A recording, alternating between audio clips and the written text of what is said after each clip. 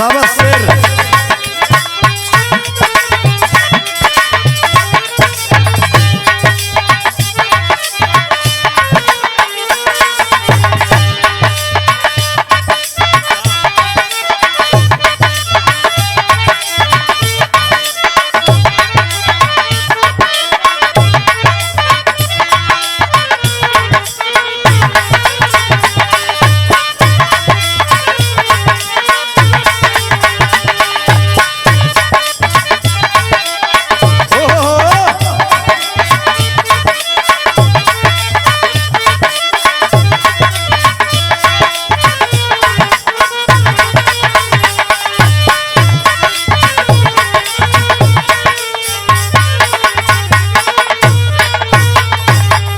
वाह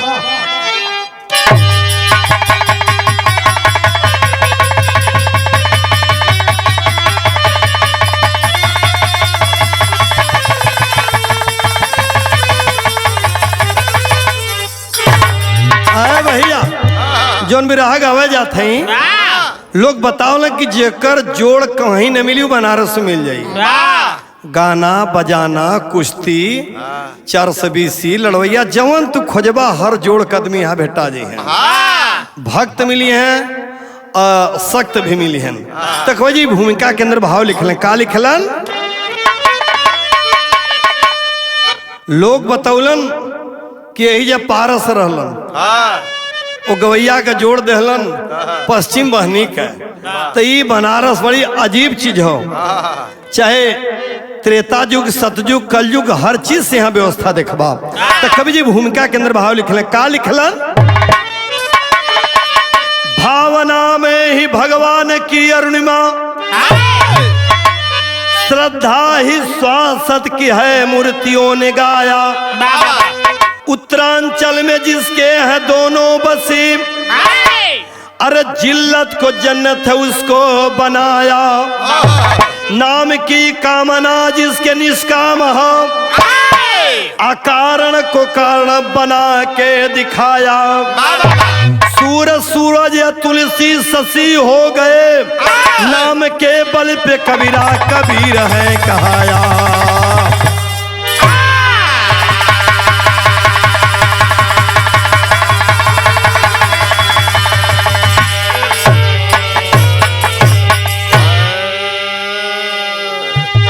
नाम के बूते कबीरा कबीर दास जी बन गए।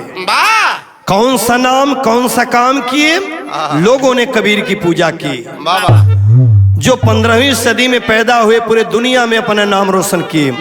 एक लाइन गजल के भाव लिख लें कौन मास्टर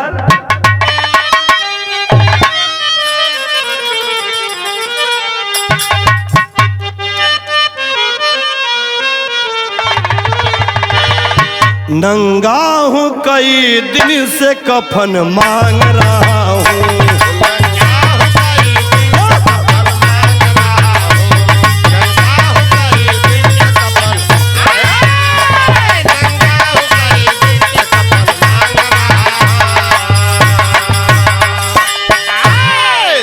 इससे अच्छी लाइन कवि जी बिरहा में भाव लिखे क्या लिखे रग रग में जिसके बस गया वो नाम निराला।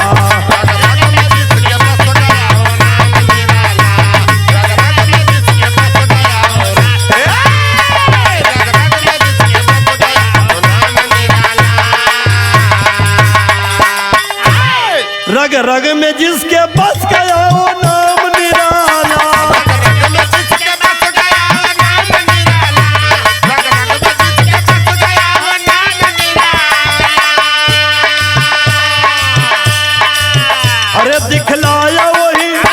दिखलाया वही करके कुछ काम निराला।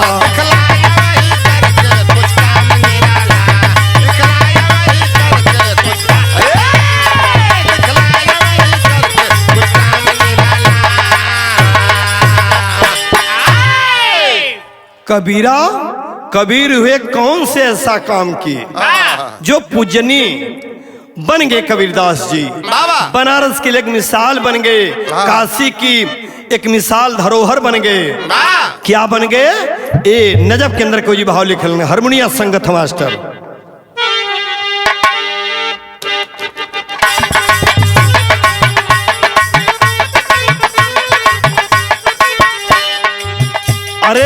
परीक्षा कबीर पास किए राम नाम की।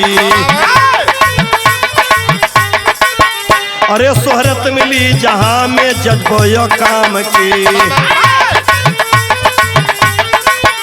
अरे ईर्षा हुई जिगर में एक चेला बनाऊं।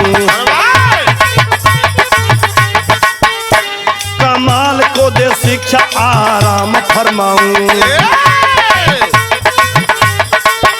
अरे चेला की उम्र सिर्फ तो की 12 वर्ष की। अरे गंगा किनारे ठाड़ सीमा नाही हर सकी।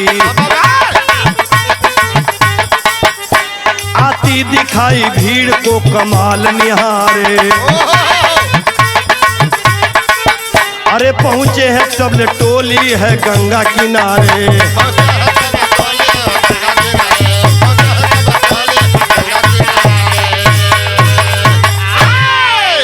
कबीरदास सोचे लगलन अब हमार उम्र धीरे धीरे ढले लगल।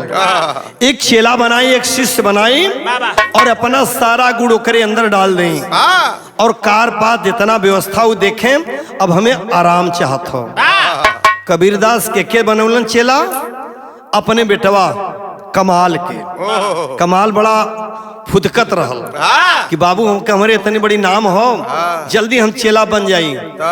उम्मन के बात समझ गई ना कबीर जी। कहना घबरा मत बचवा, सब निपुण बना दे। कहना कि तू एकदम निपुण हो गल हुआ कमाल, जवन चाहबा तवन कर ले बाप। कमाल तक घमंड में फूला लगल, सीना फुलाव लगल कि हम जेकर बाप इतना नामी तो हमें कौन दिक्कत बा। कमाल घूमे लगलन, आए गए गंगा किनारे दशाश्वमेध घाट पे।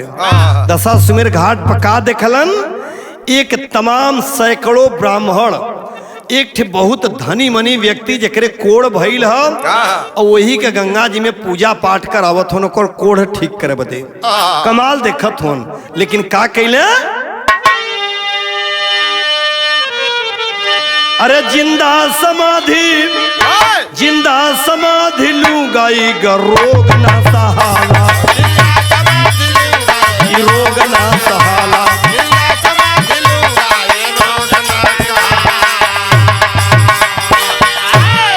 कमाल यह देखलन, वो व्यक्ति बार बार कहता धन दौलत जितना भी ले लीजिए, अगर कोढ़ मेरा ठीक नहीं होगा तो अपने राज में लौट कर नहीं जाऊंगा और इसी गंगा में समाधि ले लूंगा। अभी कुल मार अंतर मंतर अपन पढ़त हो सब बेचारे। अब मंत्र से कोढ़ ठीक होत बा। कमाल बैठ के देखत हो तो विदेशिया के लाइन लिखल गेल। का देखलन,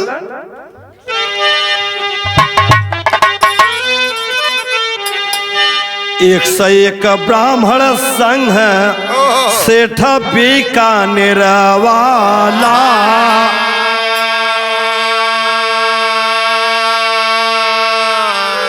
अरे गंगा किनारे गईल आई तवने छानावा।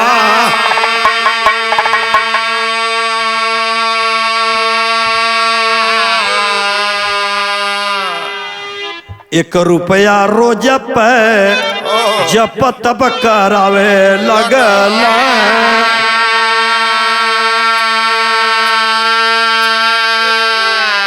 अरे रात दिन ब्राह्मण कर राम नाम कराटानावा।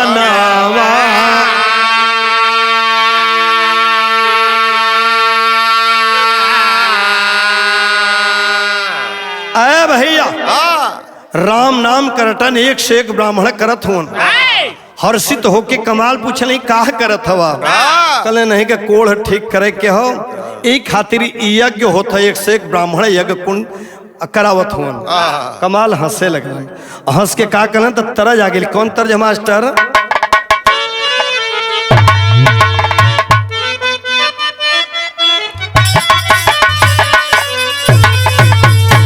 यह गीत बा अपने जमाने के झकास गीत हो। इहो जमाना रहल। कौन गीत था,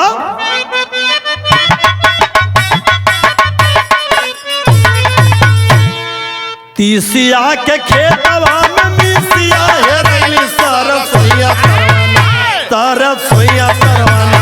गोरी के गिर गईली झूलनिया सरसोईया तरवाना।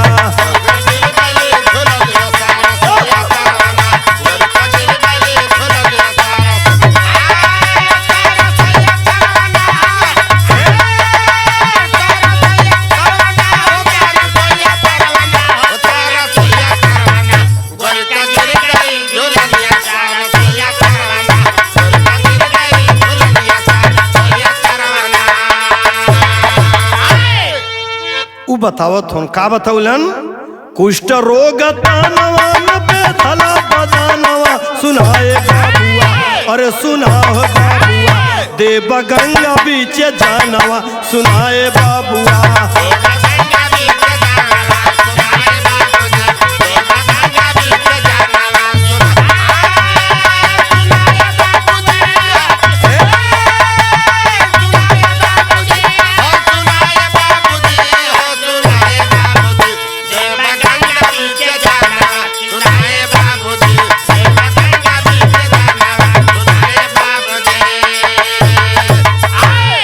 यज्ञ खत्म भई ब्राह्मण लोग अपन भोजन भाजन करे बदे बनावे लगन अलगे अलगे सेठ जी बड़ा चिंतित होन बीकानेर के बहुत मशहूर सेठ रहलन कमाल पहुंचलन कल सब का होत हो कल भैया अगर हमार कोड़ जब बनारस में ना छुटी यही गंगा में डूब के जान दे दे लेकिन वापस बीकानेर हम ना जा बाबा कमाल से यह जब सुनने तक कमाल का कहलन बतिया जब सेठ जी कमाल से बताई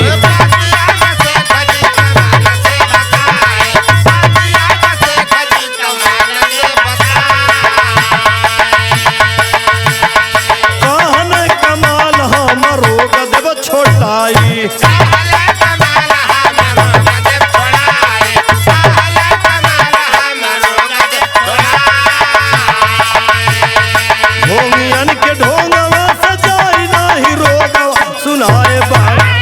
अरे सुनाए राजा जी खुशी नाथ न समाइल सुनाए बाबुआ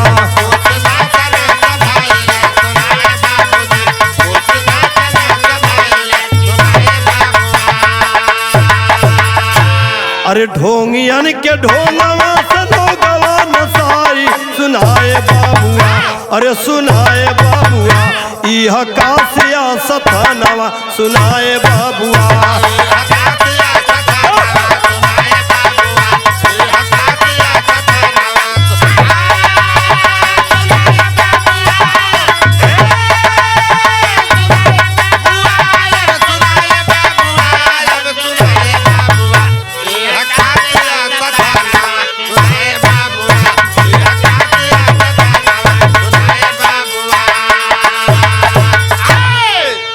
भैया कहलन कि हमके लड़का मत जाना 12 साल के जितना रुपया पैसा ढोंग लुटाओ तो हमके रुपया पैसा ना चाहिए लेकिन तोहार कोड़ हम ठीक कर दे नहीं कन्हई काशी हो यहाँ से केहू दुखी हो के वापस गईले ना हो सेठ बीकानेर वाला 12 साल के लड़का का पैर पकड़ लेलन कहना तू के हवा कहना कबीरा का नाम सुन ले कबीर कहना एकदम सुन ले ही कहना उन्हीं का लड़का हम कमाल है सेठ पैर पकड़ ले कहना हमके ठीक कर सकेला कहना एकदम ठीक कर दे तो लिखल गई तर्ज कौन मास्टर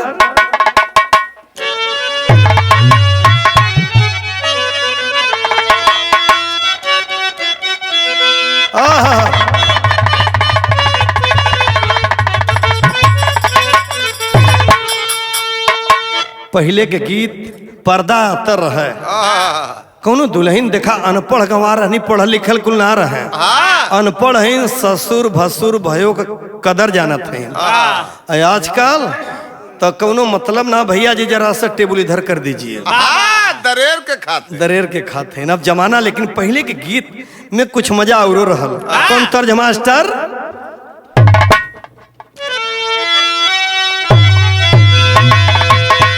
सासु तो सारे भसुर सुतबा खरे की गगरी छुआ जाई रह जाऊ सैया हो धरा मावा नसा जाई गगरी छुआ जाई रह जाऊ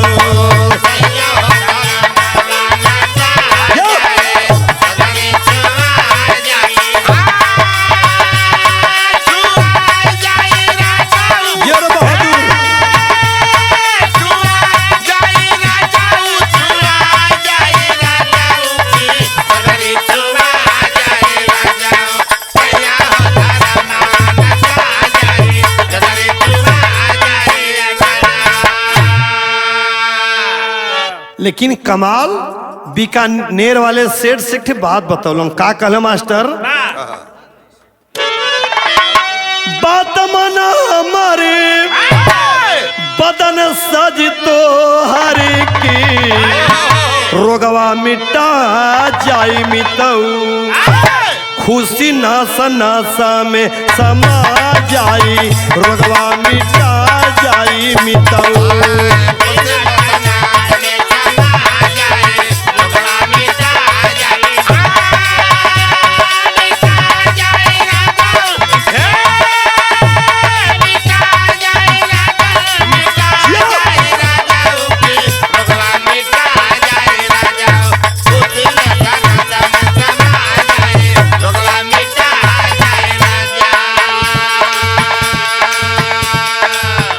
अरे नास्तिकन का हल्ला पहले तो ही बंद करावा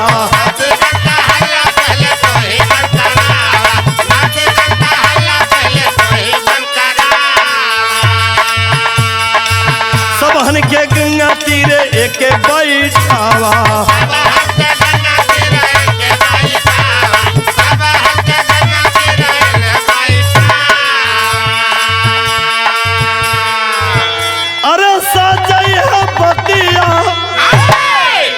फुलावा झूठे थाती आके रोगवा मिटा जाई मितऊ नाही माई गंगारी सिया जाई रोगवा मिटा जाई मितऊ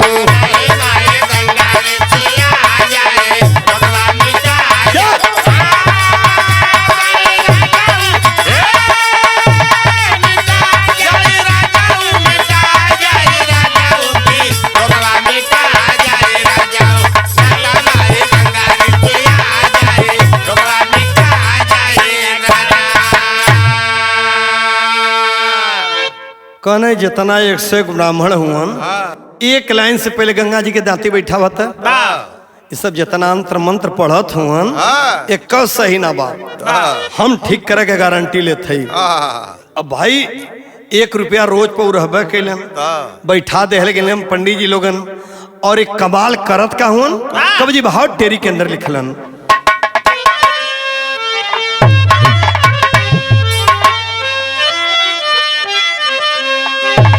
अरे काशी का गरिमा संतन से सजी राम से बड़ा राम का नाम अमर अविनाशी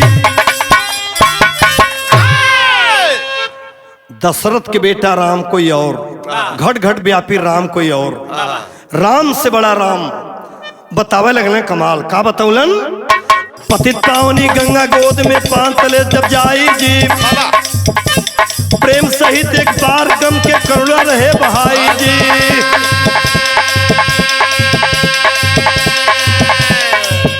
अरे किया वही पर कोढ़ न छूटा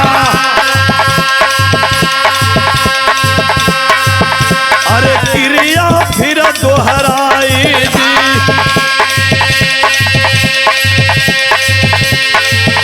अरे तीसरी बार जब डूबे बाबू डंडा दिए चलाई दी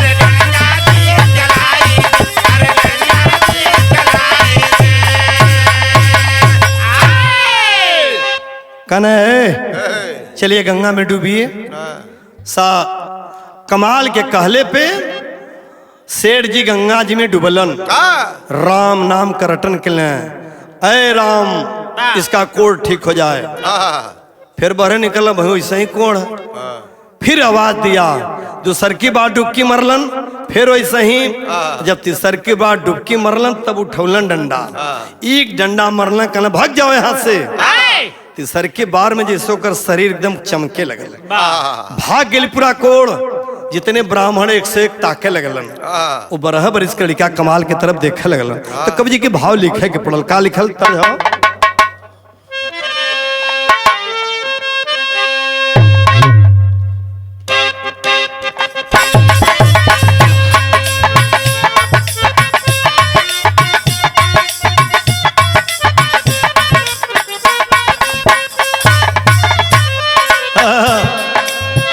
तर्ज बड़ा मौके का कवि जी लिखलन, इहो बीकानेरा वाली तर्ज हो, और सेठ बीकानेर से इलन।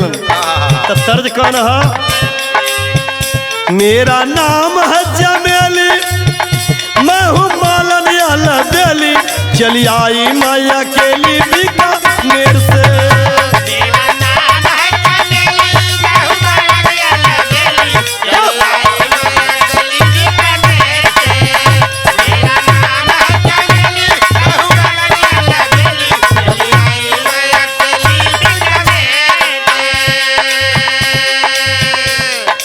लेकिन कवि जी बिरहा लिखलन, डूबल गंगा गोद में जाई, करुणा भर के अब गोहराई, पाई निर्मल शरीर गंगा तीर से।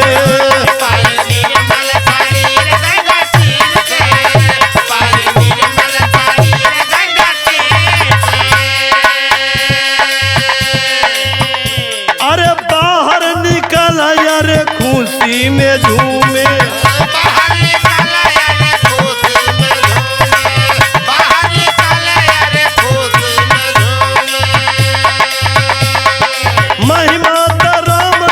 सुन के हो झूमे।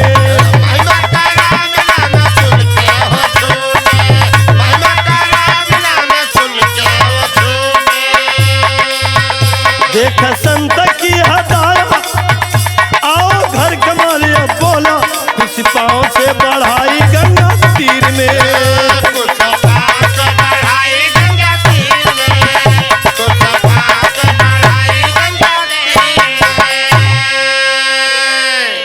कमाल के देख करके अपनी शरीर इतनी सुंदर पा करके कल साये बीकानेर से जितना अंधन खजाना चाहिए मैं दे दूंगा। लेकिन कमाल कल हम जौन मिले कर तो मिल गई। हमें खाली ई देखे के रहल कि हमरे पले उस शक्ति व्यवस्था आ चुकल है कि ना। हम 3 बार खाली राम नाम कहले से तोहार कोढ़ ठीक के देली। अभी 12 साल के लड़का के कमाल के घमंड हो गया, बीकानेर के सेठ के छोड़ देहलन, और घमंड में इतना चूर हो गए गैनन भागल भागल। कबीर जी के पैर पकड़ना, कहना पिताजी ना गुरुजी, पिताजी तो आप मेरे हैं लेकिन आप मेरे गुरु हैं। और आज से हम इतना हो गई कि बनारस काशी में हमारे मुकाबले क्यों हैया ना हो। जब क्यों हैया ना हो तो कौन तर्ज मास्टर?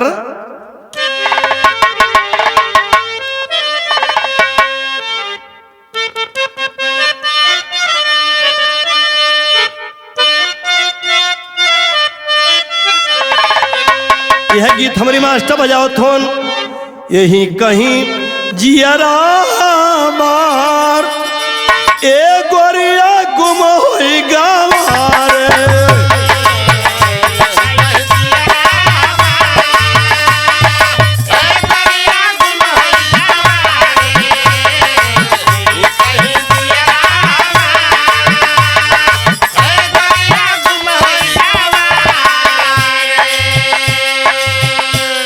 लेकिन कमाल के अहंकार आ गई। जागल जिया में अहंकार, जागल जिया में अहंकार, ए गुरु का जब होई गवा हो।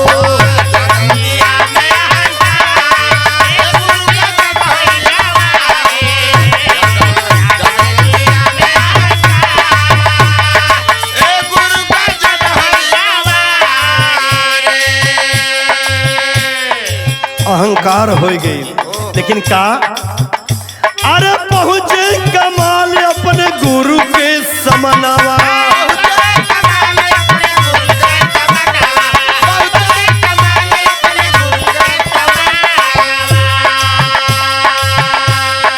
कह डाल से जी का सारा दस तनवा।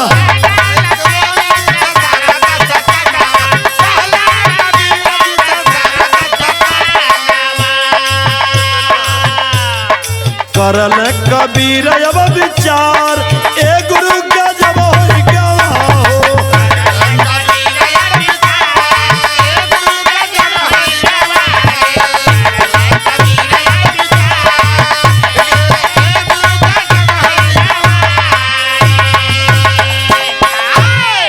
कहना बचवा अब तो तोरे मुकाबले केहू ना बा, कहना ना गुरु केहू ना हो। कहना जब केहू ना हो तो बचवा एक ठे काम करा, वही राजघाट पे तुलसीदास जी आल हूँ, तैसे जाता कुछ हाल पता मिल जात, एक ठे चिट्ठी लिखलन और चिट्ठी लिख के बंद कर देना। कहना जा तैसा देदा हाल चाल लेके चली आवा।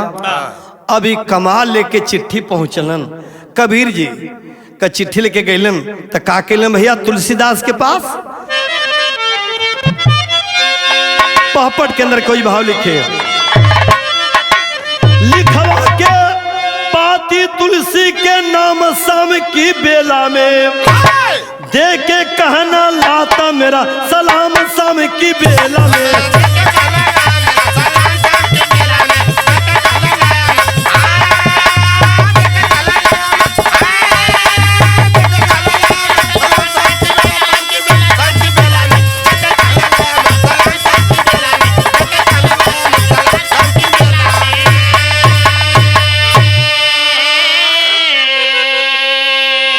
चिट्ठी में लिखे कि तात मेरा सलाम हो, और का लिखलन, अरे बूढ़ा वंश कबीर का उपजा, उपजा पूत कमाल हो, तीन राम के नाम से कोढ़ी ठीक ये बहाल हो, एक रुक के आना उल्टी जब किस्सा राम की बेला में, देखता कमाल बैठे शिष्य तमाम शाम की बेला में।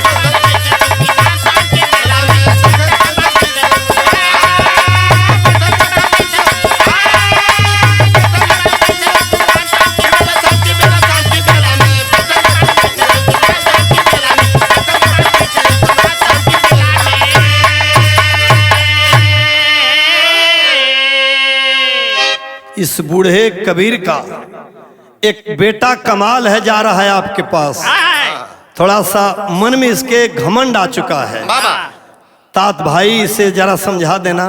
चिट्ठी पढ़लन, कल बचवा तू कबीर जी के बेटा हुआ, कल हाँ पैर और पकड़ना बैठौलन, कल तो इससे सजवा के आज रोक ली है, रोक के कुछ अपन कमाल दिखा के तब छोड़ा। अब भैया रोक ले और रोकले के बाद तमाम शिष्य बैठल न तो घमंड है हो कि अब तो के जोड़ के हम लगभग हो चुकल है, हाँ ना ही बेसी ना सोचा कि नहू कि हम जोड़ के हो गई। तो कवि जी के लिखे के पड़ल आल्हा में का लिखलन,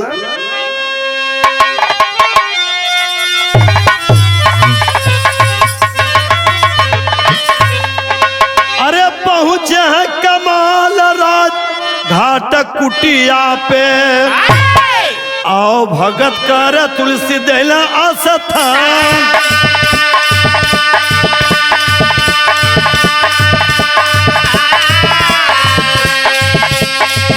अरे कहल न कबीर कैसे बात मोर बीराना,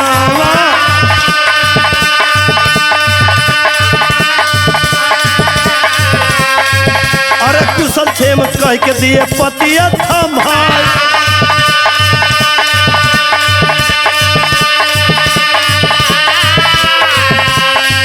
अरे दिहल आदेश तुलसी अपने चेलवन के,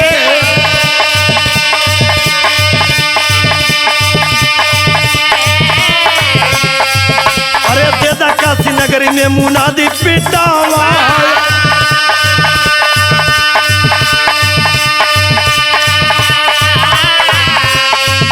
अब जेतना हो कोढ़िया सुबह कुटिया पा,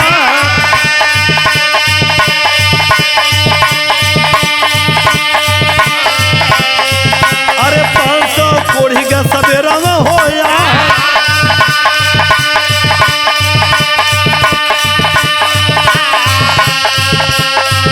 अरे तुलसी हो एक पाती तुलसी मंगलाए,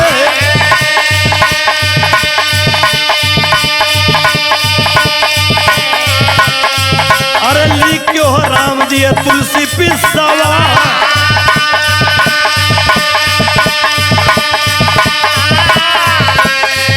अरे एक घड़ा पनिया में ओके मिलवा वाला,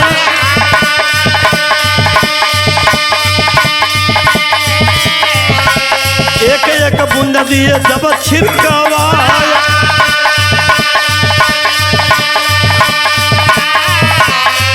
अरे चंगा हो गए सब जय जय मनावा,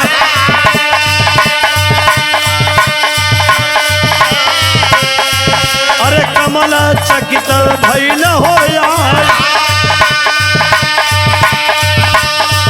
अरे जाय के बताऊ न हो गुरु से खबरिया, अरे दुखवा कबीर जी के मन में समा,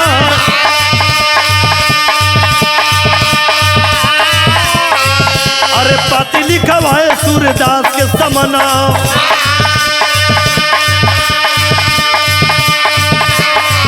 अरे गंगा पार देहला कमाल के पठार,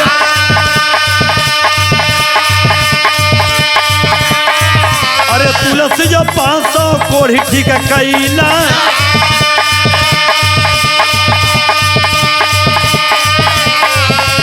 एक राम नाम का कीमत दिया देखा,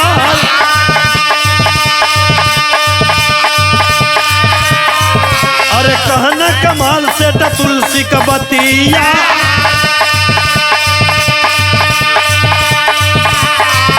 अरे बोले सूरदास सब कमाल के सुना,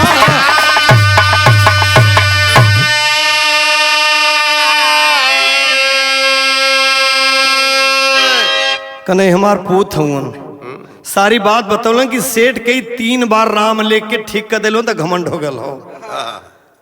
कल अच्छा ठीक हो तो बैठौलन तुलसीदास, कल बचवा आज रात के तू रुक जा, मुनादी पिटवाल गेल कि काशी में जितना कोढ़ी हो आश्रम पे राजघाट जुटे,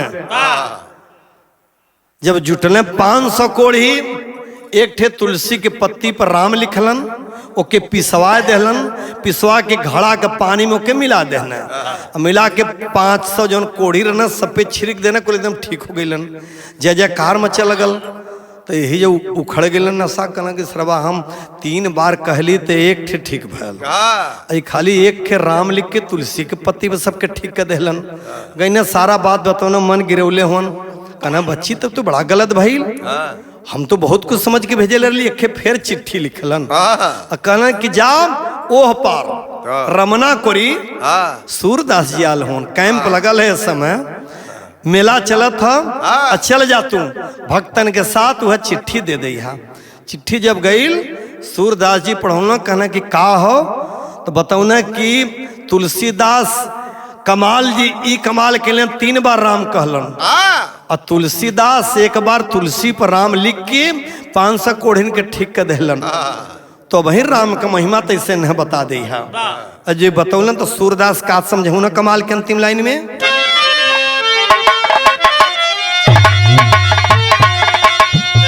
बोले सूरदास समझाई मुर्दा कमाल के दिखाई, जाके लिया वहां समनवा दिखाई तो है के,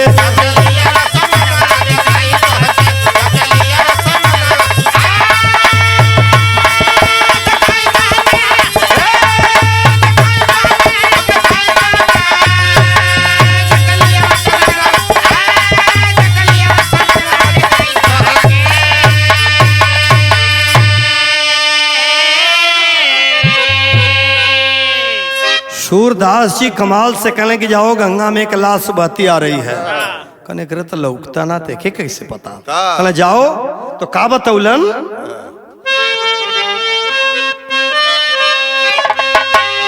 अरे दृष्टिहीन है कमाल सोच मन में अचरज भारी, देख के आवत भात का मुर्दा गंगा के मझारी, धई के ले आवे समनवा दिखाई तो है के,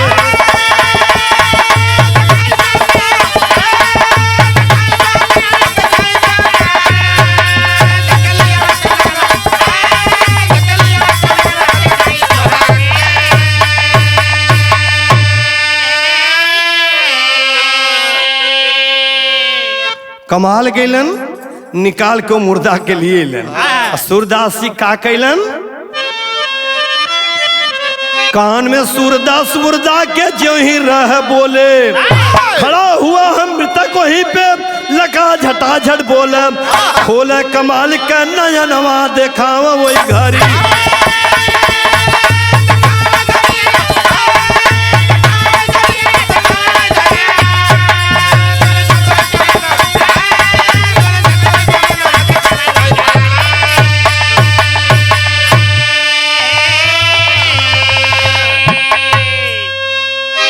खाली मुर्दवा के कहने में सूरदास जी र कहलन, र कहता मुर्दवा उठ के लगल बतियावे बोला।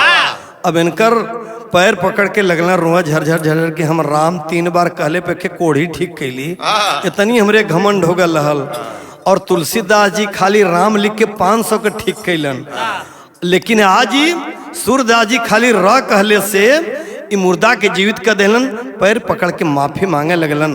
यही से होला कि चेले चेले रहे गुरु गुरु रही। ए जे कमाल सर झुका लेलन तो का कैलन कि मत सिर्फ सूरदास जी रखी दिए दिखाई, शर्मिंदा भाई कमाल सर पे अरे वही लिए लटकाई, भाई रमन कर रचनवा दिखाई तो के।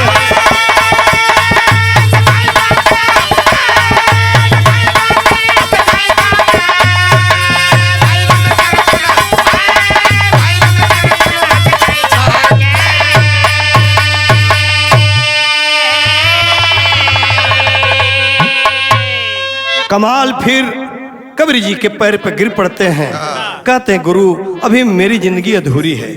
तो क्या कहना बा, अरे जैसी जिसकी होती साधना कहे बचाऊगा के, प्रभाव उसका उतना ही मटरुगे समझा के।